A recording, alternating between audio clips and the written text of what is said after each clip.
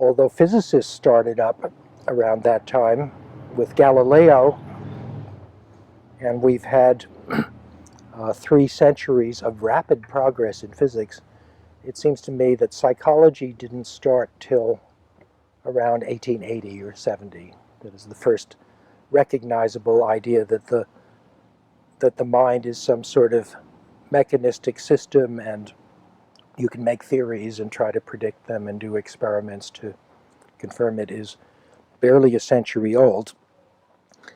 And even that stuff didn't make any progress till around 1950, when we started to see cybernetics in the 40s and artificial intelligence in the 50s and 60s, and something called cognitive science starting to appear in that same period. So a mysterious question is why didn't science have ideas about thinking until recently? So we don't really know very much about how the mind works because the history is so short. My favorite example, I think, is that in the 1930s, late 1930s, a botanist named Jean Piaget in Switzerland started to observe his behavior as children and taking notes and asking them questions.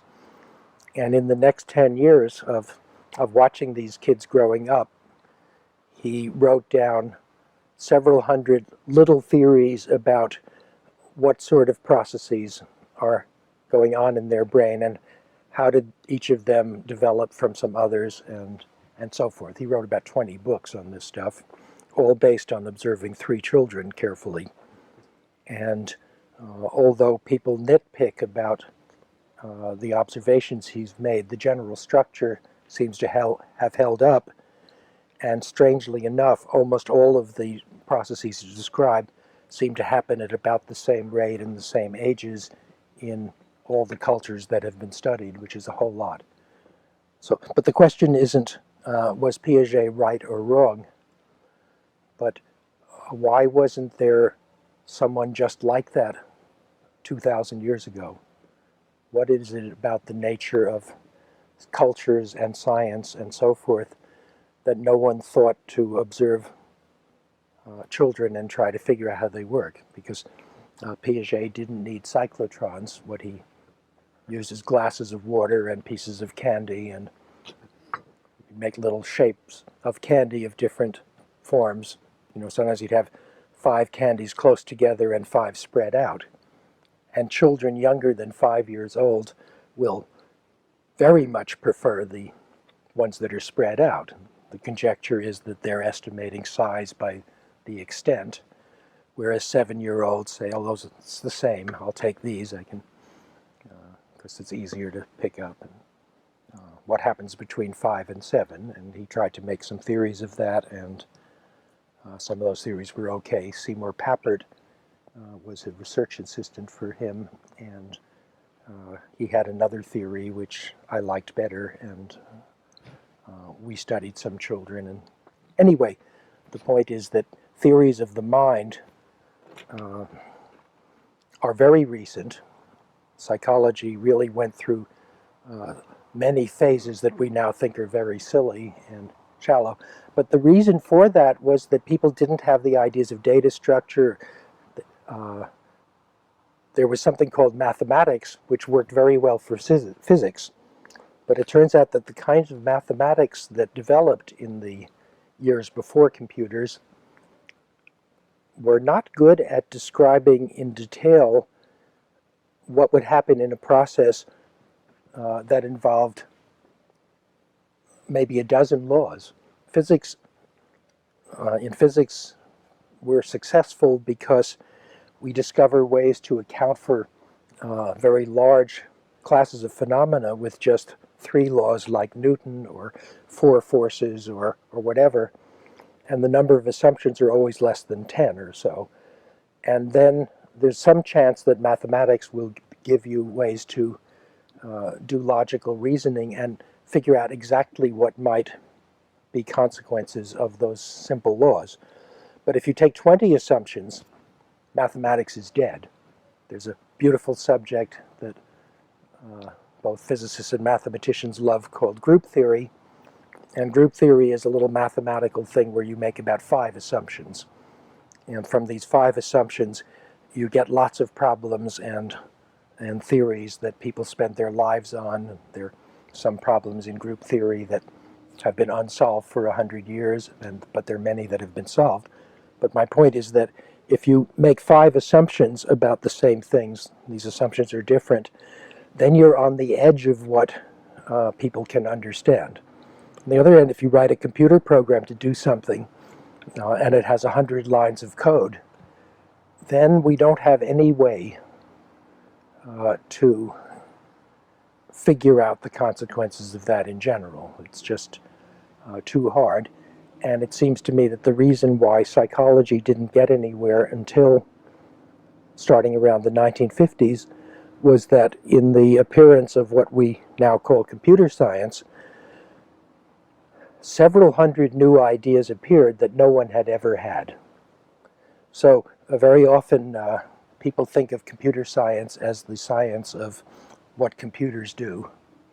And I think of it as quite different. Computer science is a new way to describe and think about complicated systems, and it comes with a huge library of new ideas. For example, sometimes I hear brain people saying, well, it looks like memory is located in the hippocampus. And then another one says it's not located in the hippocampus, it's only stored there for a little while, and then somehow it's moved into somewhere in the cortex, other cortex. The hippocampus has 4 or 5 cortexes of its own. And they talk about working memory and long-term memory and short-term memory. Now, even in the year 2002,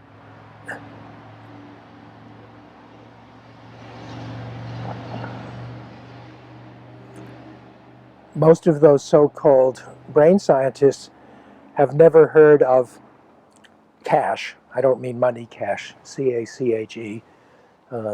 If you buy a computer today, you know that it has a big memory that's slow, it's called hard disk or tape or whatever. Then it has another memory that's pretty fast called RAM. Maybe it has 1 million words of that fast memory, or 50 million now, since it only costs a few cents per megabyte, maybe less than $1. And the average computer also has something called cache for instructions, where it remembers the last few things it did in case it needs them to do again. Then it doesn't have to go and look somewhere else for them. It's got several kinds of cache. It has front-end cache and back-end cache, and I don't remember what those are. But the point is that in computer science, there are ideas about dozens of kinds of memory. There are dozens of kinds of ways things can be stored in memory. You can store them as if-then rules. If this happens, do that. You can store them as things called semantic networks, which are little pieces of information connected by links that themselves have properties. You can store things in what are called neural networks, which are like semantic nets, except that the links are dumb. This is connected to this one by a link that has some number like 0.7. Neural nets are wonderful for learning certain things, but they're terrible for the rest of the machine, because the rest of the machine can't figure out what the neural net knows. So some years ago, Papert and I wrote a book about the limitations of neural nets, but we didn't talk about the really serious limitation, which is that the more of the brain that is used to learn in that particular way, the less the brain will be able to think and reason about what it's learned.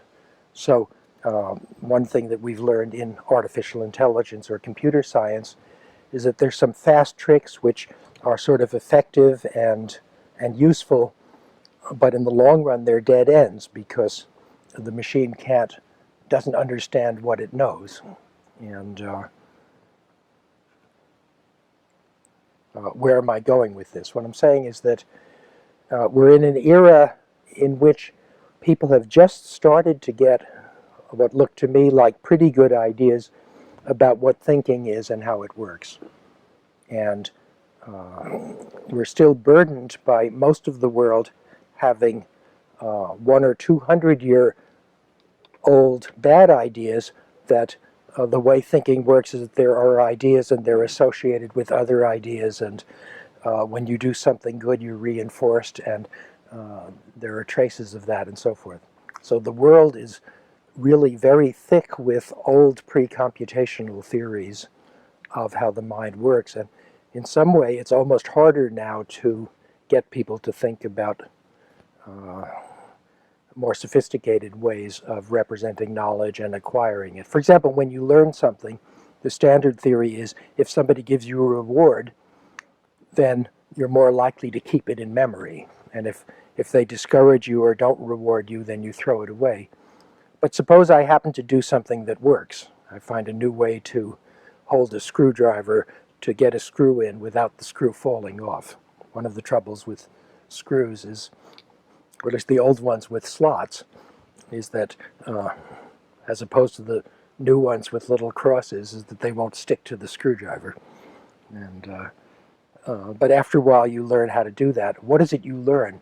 You certainly don't learn the exact sequence of motions. You learn some higher level representation, and we call that the credit assignment. If something works and you had to do 10 things in order to get it, what is it you remember? How do you figure out which part of your activity was relevant? In the old psychology theory, they had a simple idea. The thing you did last was relevant. But of course the thing you did last was put the thing down because it was fixed. So there's all sorts of new ideas coming out. What has not happened, strangely, is this.